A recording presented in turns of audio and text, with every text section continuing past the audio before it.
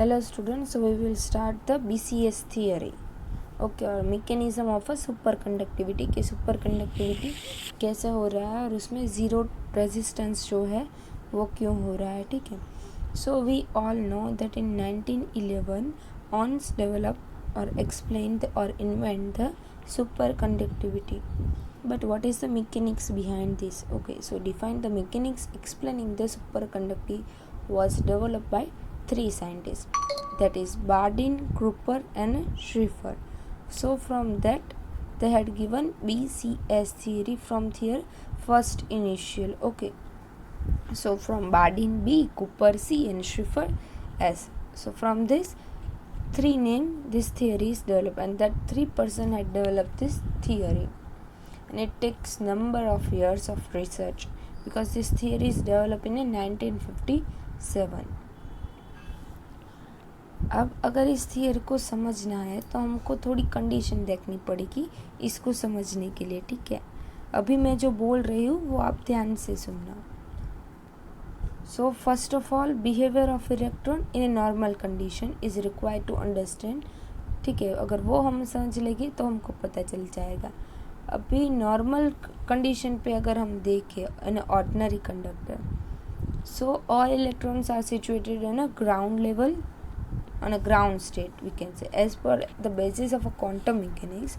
Electron with the same energy having the same energy level, जो भी electron की energy same होगी वो सेम एनर्जी लेवल पे होगी, बट उनका जो मोमेंटम होगा वो डिफरेंट होगा. यानी कि स्पिन क्वांटम नंबर ले लीजिए या उनके मोमेंटम ले लीजिए, वो जो होंगे वो डिफरेंट होंगे.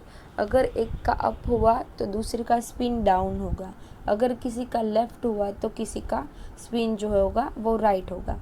तो क्वांटम नंबर देखें तो ऐसा है कि quantum mechanics, according to quantum mechanics, कि फर्मियॉन्स इलेक्ट्रॉन है वो फर्मियॉन्स है, हम इलेक्ट्रॉन को फर्मियॉन्स कहते हैं, कि दो इलेक्ट्रॉन है वो सेम स्पिन के दोनों एक साथ एक एनर्जी लेवल में एक स्टेट में नहीं रह सकते. सो अगर सब कुछ सेम है तो कोई चीज़ ऐसी होनी चाहिए कि जो उसमें अलग हो. तो अगर एनर्जी दोनों की सेम है तो they should be in same energy level. So उनका एक क्वांटम नंबर है वो डिफरेंट होना चाहिए. So that is the spin quantum number. तो अगर किसी का लेफ्ट है तो दूसरे का राइट होगा. ठीक है. So if that is one electron is moving forward left then other electron moves toward right, तो इन दोनों का स्पिन क्वांटम नंबर या मोमेंटम ले लीजिए, दोनों डिफर होगा. So they can be in a same energy level and a same state. ये हमारी नॉर्मल कंडीशन है. When no electrical current is flowing the energy levels are filled bottom, कि जब इलेक्ट्रॉन कोई करंट फ्लो नहीं हो रहा तब क्या करेंगे, इलेक्ट्रॉन जो है वो उसके सेम एनर्जी लेवल पे होंगे. जब करंट फ्लो हो रहा है तब इलेक्ट्रॉन को इलेक्ट्रिक फील्ड मिल रहा है, तो वो क्या कर रहे हैं कि वो क्रिस्टल का लेटिस जो है उससे वाइब्रेट हो रहे हैं.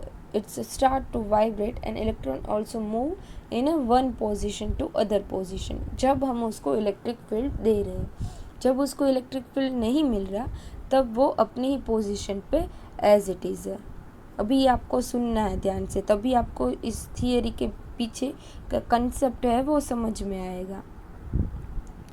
तो जब अब क्या है, ये हमने रूम टेम्परेचर पे लिया है ऑन अ नॉर्मल कंडीशन. अभी हमने क्रिटिकल टेम्परेचर से या बिलो या क्रिटिकल टेम्परेचर पे नहीं आए. तो अब जैसे जैसे टेम्परेचर बढ़ता है या इलेक्ट्रिक फील्ड बढ़ता है तो क्या होता है कि इलेक्ट्रॉन विल का जो क्रिस्टल के साथ जो वाइब्रेशन हो रहा था कंटिन्यूस वे में, तो इलेक्ट्रॉन का मोशन जो था क्रिस्टल के साथ वो कंटिन्यू हो रहा है और वो स्पीड अप हो रहा है. और जैसे ही वो स्पीड अप हो रहा है कि क्या हो रहा है कि due to that collision heat produce कर रहा है. ठीक है. अब ये हीट प्रोडक्शन हो रही है और it will behave as a resistance, क्योंकि उसकी मोशन को रेजिस्ट कर रहा है, क्योंकि वो क्रिस्टल के साथ वाइब्रेशन कर रहा है. और जैसे इलेक्ट्रिक फील्ड बढ़ाते हैं, टेम्परेचर बढ़ाते हैं, तो वाइब्रेशन बढ़ता जा रहा है और हीट प्रोड्यूस करता जा रहा है. So crystal lattice continuously an exchange of energy take place, क्योंकि वो कोलिजन हो रहा है, तो अगर कोलिजन होगा तो एक्सचेंज ऑफ एनर्जी भी होगा, take place and between them which develops heat. Due to this collision electrons are facing resistance to their motion which is term as the electrical resistance. तो ये हो गया हमारा इलेक्ट्रिकल रेजिस्टेंस। अब जैसे ही temperature increase करेंगे तो इलेक्ट्रिकल रेजिस्टेंस और बढ़ेगा। और हमको पता है कि जब भी हम कंडक्टर की बात करते हैं और कंडक्टर में हम टेम्परेचर बढ़ाते जाते हैं तो एज वी नो कि उसका जो इलेक्ट्रिकल रेजिस्टेंस है वो भी बढ़ता जाता है। इन केस ऑफ सेमीकंडक्टर जब हम टेम्परेचर बढ़ाते हैं तो उसका रेजिस्टेंस है वो कम होता जाता है। सो व्हेन वी अप्लाई अब हम क्या करें कि हम उसको क्रिटिकल टेम्परेचर पे लेके जा रहे हैं। So we reduce the temperature of the material below the critical temperature. तो क्या होगा कि अब क्रिस्टल का और इलेक्ट्रॉन का जो वाइब्रेशन हो रहा था वो धीरे धीरे कम होता जाएगा। So crystal lattice vibrates very slowly in a comparison of a normal temperature, कि बहुत ही कम और निग्लिजिबल केस हो। Assume electron which is passing through crystal is, अब जो है यहाँ पे हम फिगर दिखाई है, ठीक है। उस फिगर में आपको दिख रहा है यहाँ पे इलेक्ट्रॉन है, यहाँ पे उन दोनों की पेयर दिख रही है। तो अभी हम देखेंगे कि ये पेयर जो है वो कैसे जनरेट होती है।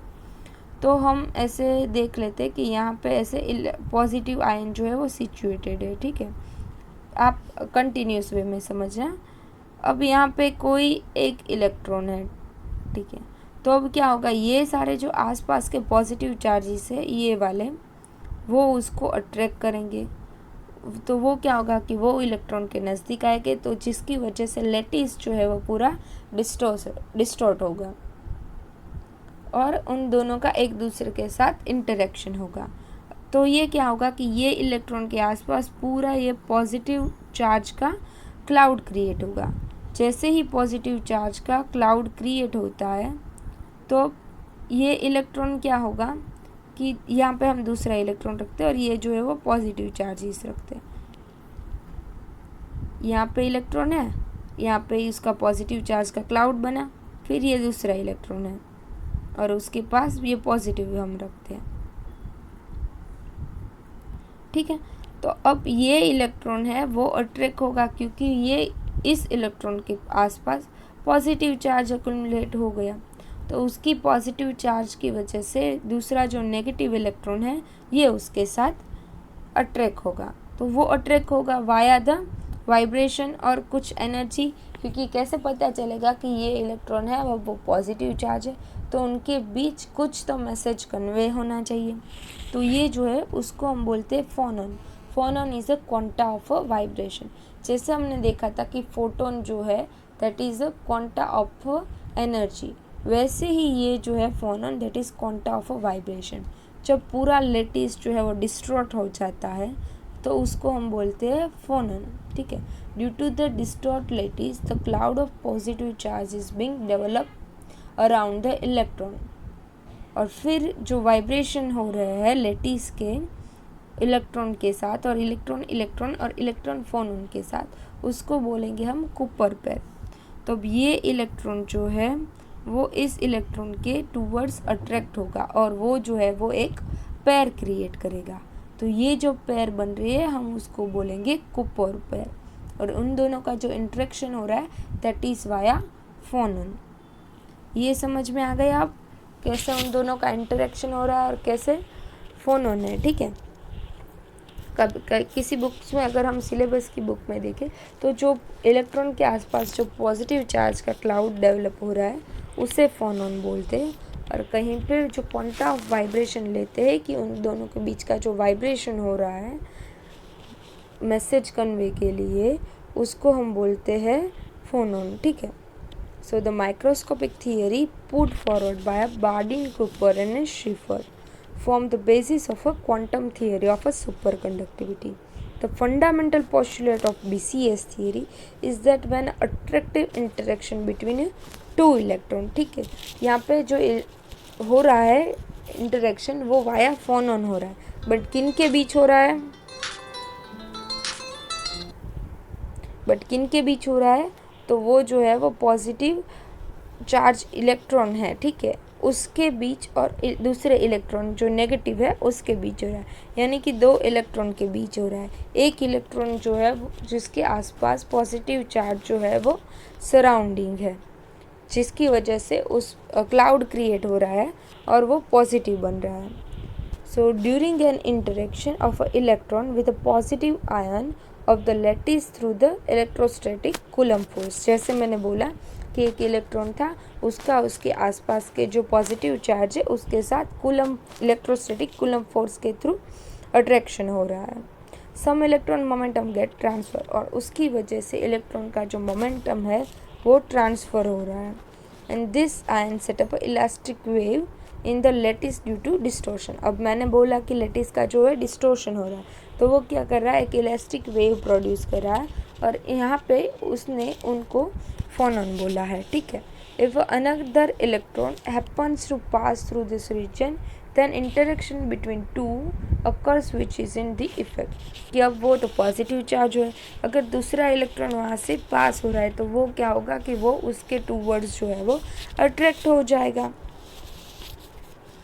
Lower the energy of the second electron. और जैसे ही वो अट्रैक्ट होगा कि क्या होगा कि जो दूसरा इलेक्ट्रॉन पास हो रहा था उसकी जो एनर्जी है वो उस पॉजिटिव चार्ज की तरफ अट्रैक्ट होने की वजह से उसकी जो एनर्जी है वो लोअर हो जाएगी, एंड देन वो दो इलेक्ट्रॉन है उनका पेयर बनेगा। The two electron interacts via the lattice distortion और the phonon field resulting in the lowering the energy of the electron which implies the force between the two electron is attractive. तो अब दूसरे की energy थी वो कम हो गई, तो वो जो है वो अट्रैक्टिव फोर्स डेवलप होगा, and this interaction is the strongest when the two electrons have a equal and opposite momentum and spin, and this pair is known as a Cooper pair। अब जो है वो Cooper pair जो है वो हमारा ready हो गया है, ठीक है। तो जब अब Cooper pair क्या होगा कि वो ऐसे ही मोशन करेगा कि जब अगर फ़ोन उनके पास सफिशिएंट एनर्जी होगी तो वो ब्रेक कर देगा बॉन्ड को, बट अभी कुपर के पैर जो है अभी फ़ोन उनके पास ज़्यादा एनर्जी नहीं है तो वो ब्रेक नहीं करेगा, क्योंकि हम जो है वो लोअर टेम्परेचर पे कर रहे हैं। तो जैसे ही इलेक्ट्रॉन दूसरे इलेक्ट्रॉन के पास साथ स्कैटर्ड होगा तो वो जो है वो ब्रेक नहीं हो पाएगा, और जिसकी वजह से उसके अंदर ज़ीरो रेजिस्टेंस है वो फ्लो करेगा और वो मूव कर पाएगा। फिर जैसे हम टेम्परेचर बढ़ाएंगे तो फोनॉन जो है it will get a energy, और जब उसके पास सफिशिएंट एनर्जी आ जाएगी तो वो जो है वो कुपर पैर को ब्रेक कर देगा। जब कुपर पैर ब्रेक हो जाएगी तो रेजिस्टेंस वो है वो बढ़ जाएगा। When the temperature of the specimen is lowered, if the attractive force between two electrons via phonon exceed Coulomb repulsion between them, then the weakly bound Cooper pair is formed। कि क्या होगा कि जब टेम्परेचर कम होगा attractive force जो है वो बढ़ेगा तो Coulomb रिपल्शन है वो उसको एक्सीड कर देगा और वो एक पेयर में क्रिएट हो जाएगा। If formed having a binding energy order 10⁻³ eV, that is the energy of a Cooper pair is less than the energy of a free state में भी जो पेयर क्रिएट कर रही होगी उससे भी इस Cooper pair की एनर्जी है वो बहुत ही कम है, और इसको बोलेंगे हम that is binding energy of a Coulomb pair। So energy pair E G जो है that is the energy band gap. When H0 is greater than और equal to Eg, strong absorption occurs as the Cooper pair breaks apart. अब क्या बोलते हैं कि हम अगर बाहर से एनर्जी देंगे और तो वो क्या होगा कि एनर्जी गैप जो क्रिएट हो रहा था दोनों Cooper pair के बीच में वो जो है वो क्या कर लेगा उसको एब्जॉर्ब कर लेगा, तो वो ओवरराइड हो जाएगा और जो Cooper pair बनी है वो हमारी ब्रेक हो जाएगी। The electrons in a Cooper pair having opposite spin, so the total spin of the Cooper pair is 0।